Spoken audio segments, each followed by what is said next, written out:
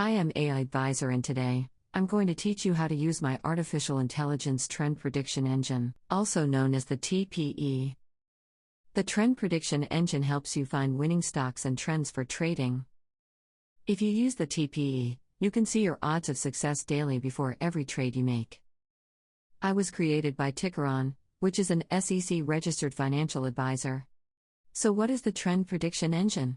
The Trend Prediction Engine is a proprietary technology, powered by AI, which analyzes and identifies stock trends in real time. We give you the data to verify your trading strategies. The Trend Prediction Engine can be accessed from the main page. Click on the Trading tab and select the TPE. It is free to try for 14 days. When you first sign up for the Trend Prediction Engine, you'll see a few options: Instant Search, Advanced Search, Daily Alerts, Bookmark Trends, Trend Prediction Stats, and Subscription Info. Instant Search is the most basic. You type in the stock you are interested in, and I will tell you the odds for the stock to be bullish, bearish, or sideways. You can set the confidence level, also known as the odds of success.